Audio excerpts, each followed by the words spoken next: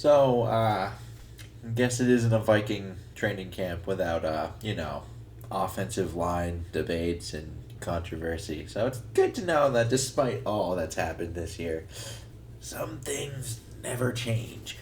And this time, this is again regarding Pat Elflein, and looks like he's moving again. So this time he's going from left guard over to the right guard spot, which he played a lot of back at Ohio State. And, you know, that is what it is. Like, he only played 1 year of center at Ohio State, and the rest at right guard. He comes into the league. Another, 2 years at center, left guard. Now he's back to right guard. So now this becomes interesting in a much different way. Because before, I was thinking, well, Samia will come in, replace Josh Klein, or at least compete for, and I kind of was leaning towards he'd probably win it. But now that we have good old Elflein over at right guard, that means the whole competition's over at left guard. And Samia, like, some people would be like, well, why can't he compete at left guard? It's not that he can't. He has always been a right guard, and I guess they're just not comfortable, or he is not comfortable moving over from the right to the left. And that is a bigger deal than most people realize, because everything, your footwork, your hand placement, all of that gets mirrored. And that's when you switch over from one side to the other, or, just how it is. So it's kind of, a lot of thinking, not much reacting, and it's bad for everybody. So putting Elflein where he's more comfortable could actually prove to be the best version of Pat Elflein we have seen, because you can even go back throughout his pro career and say, well, his first year he had that rookie offseason, wasn't like a true offseason, and then his second year he was coming off of offseason surgery and didn't play till week 4. I didn't even think he looked like himself until he was, I don't know, around week 12 or 13 that year in 2018. So, And then he makes the switch over to left guard, and he's learning again at that. So at least this time he's moving to a position he has at least played, even though I think I would have preferred leaving him on the left side if you were going to say he's a starter even, just so we can try to see, just leave him in a spot, see if he progresses at the very least. But this is what this is now. And now with the competition being at left guard, it looks like it's actually going to be Aviante Collins or Dakota Dozier. And Ezra Cleveland, there was some talk about that. I personally did not really like Ezra as a guard. That never really sounded good to me. It was because he's a player that doesn't have much punch authority to him or doesn't play with much power.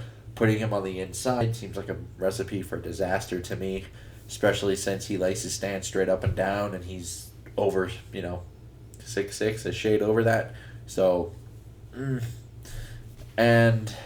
but yeah. So now it's just trying to decide between Collins and Dozier. And I will say Collins by far here offers the best long-term solution, and at least at this point. So he is 27.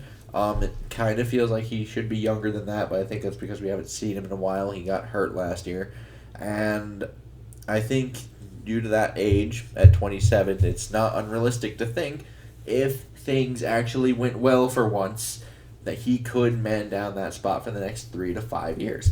And that's once again if things go well, and he is a restricted free agent after this year, so of those 3 to 5 years, if it goes well, you have him on pretty cheap contracts. And something to be said is athleticism is prioritized in the zone running Gary Kubiak, system. And Collins, 6'4", 295, a 4'8", 140 with a 169 10-yard split. That 169 10-yard split is actually shared with Tyron Smith as well. So, and he put up 34 reps on the bench. So he's not weak. He's good to go. And that athleticism could really prove useful in this zone running scheme, especially with all the screens I like to do and just getting to the second level. Dozier, He's a nice veteran backup, but I think that's kind of where that ends. That ends there. He's a nice backup. He's a good sixth man to have. Outside of that, eh. And I'm thinking with Collins, if it's really only those two competing with it, because Ezra has played some left guard so far in the practices, from what I have heard, or things, but with the twos.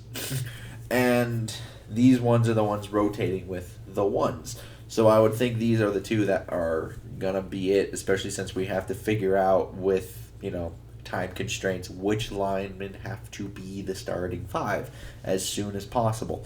So I'm thinking Collins probably makes the most sense to try to just give the starting job, and I do think there's a chance they moved Elflein over from left to right just so they have a chance of Ezra playing, and I don't really like that idea, but I think there is a possibility of that. And I know there are some people that's like, well, with Dozier, he's the more experienced guy, he's played more games, things like that, which is true, but the athleticism is so important to the system that with Dozier, if you were to compare, this thing is not even close. And Dozier, he's 6'3", 313, and then, obviously, like, some people would prefer that to Collins 6'4", 295, because in the interior, you could, personally, I kind of like shorter offensive linemen in the interior, just because you kind of win the leverage battle, but you need to be stocky and built, which is more of Dozier's thing. So I think he kind of wins there at 6'3", 313. But we're talking 4'8" versus 5'4" and a 10-yard split of 169 to 195. And then even with the bench, 34 to 23. And some might even go, well, there's a lot of arm length thing that goes involved with, the bench repping. And that is true. So, Collins, 33 3/8 of an inch. Dozier, 33 7/8 of an inch on the arm length. So, it's really not that big of a difference to me that would warrant such a disparity between 34 and 23. So, and I would also say, pound for pound, Collins is a much stronger player, and he's also a younger player, so who knows how much of that with Dozier is even true anymore. And I'm just thinking a scheme that emphasizes athleticism up front with your starting five. Which one would you prefer?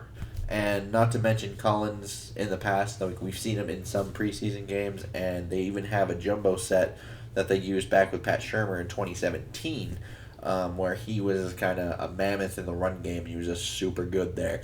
So his problem has always been pass protection, but I feel like if we're talking between the two, I don't think either of these two should really be starting caliber players, to be honest, at least from what I've seen of Dozier last year, and going back to what I've seen of Collins in the past, because Collins has been a liability in one-on-one pass protection, probably more than Elflein has been, at least what he's shown in the preseason, but the fact that he is competing with the ones and it's still not a foregone conclusion that it is one of them, tells me he's at least improved a little bit there, because I don't think they would be messing around with it too much had he been still that same liability. At least I would like to think so. And yeah, like and subscribe, that's always some good stuff. Helps YouTube algorithm, helps videos. Yeah, do all that. Until next time. Oh, wait, no. I forgot. Comments. Yeah, this ending is not the best, but that's okay. And until next time, I bid y'all adieu.